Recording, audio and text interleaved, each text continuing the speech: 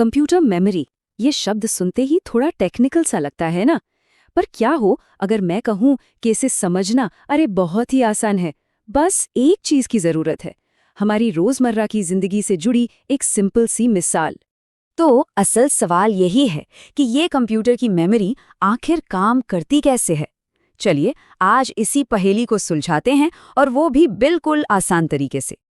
तो इसके लिए बस एक ऑफिस की कल्पना कीजिए। हाँ, कोई फैंसी ऑफिस नहीं, बस एक आम सा ऑफिस।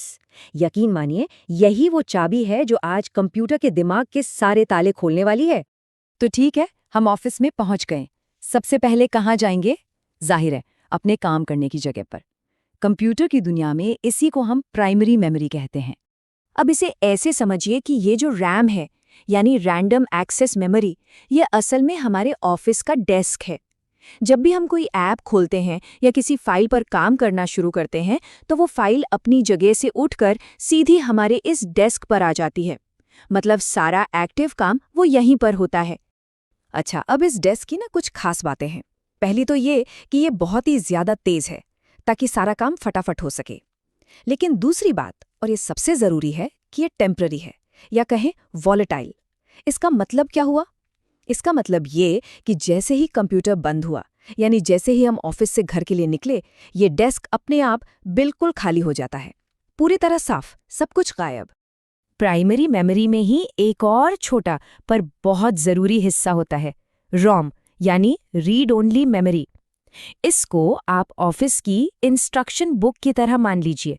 इसमें वो पक्के निर्देश लिखे होते हैं जिनकी जरूरत कंप्यूटर को हर सुबह जागने के लिए, मतलब स्टार्ट होने के लिए पड़ती है। और हाँ, इन निर्देशों को कोई बदल नहीं सकता। चलिए, डेस्क पर जो काम चल रहा था वो तो ठीक है, लेकिन उन सारी फाइलों का क्या जिन्हें हमें लंबे समय तक संभाल कर रखना है? वही उसके लिए हम ऑफिस के स्टोरेज रूम में जाएंगे, है ना?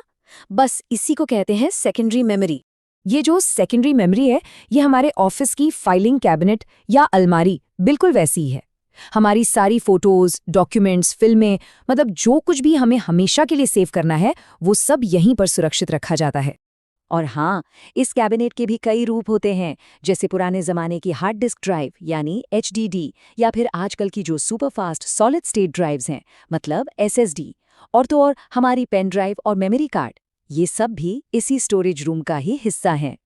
तो अब हम डेस्क और कैबिनेट दोनों को समझ गए, पर सवाल ये है कि इनमें जगह कितनी है, इसे मापते कैसे हैं?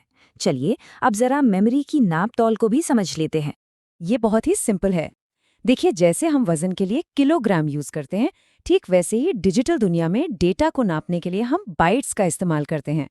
और यहाँ सबसे मजेदार बात है इसका स्केल। देखिए, सबसे छोटी मतलब सबसे बेसिक यूनिट है बिट। फिर ऐसे 8 बिट मिलकर बनाते हैं एक बाइट, जो बस ए जैसे एक अक्षर की जगह लेता है। अब यहाँ से खेल बड़ा होने लगता है। किलोबाइट यानी केबी, इसमें एक छोटा सा टेक्स्ट मैसेज आ जाता है। मेगाबाइट या MB, इसमें एक पूरा गाना स्टोर हो सकता है।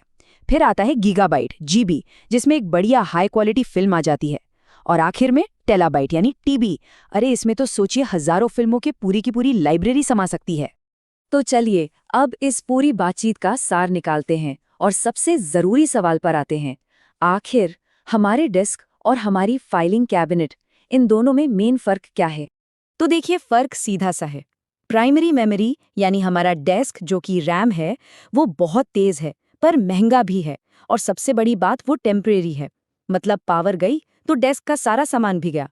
वहीं दूसरी तरफ हमारी सेकेंडरी मेमोरी यानी फाइलिंग कैबिनेट, वो थोड़ी धीमी जरूर है पर काफी सस्ती है और परमानेंट है। वहां रखा डेटा हमेशा सुरक्षित रहता है। और अगर इस पूरी कहानी को सिर्फ एक लाइन में समेटना हो तो वो ये है, डेस्क उस काम के लिए है जो हम अभी कर रहे हैं, और कैबिनेट उस काम के लिए है जो हम कर चुके हैं। तो अब जब ये ऑफिस वाली बात समझ आ गई है, तो एक सवाल सोचना तो बनता है। जब अगली बार कोई कंप्यूटर या फोन लेने की सोचें, तो ये जरूर सोचिएगा कि अपने काम के लिए ज्यादा क्या जरूरी है, एक बड़ा और तेज डेस्क या फिर एक बहुत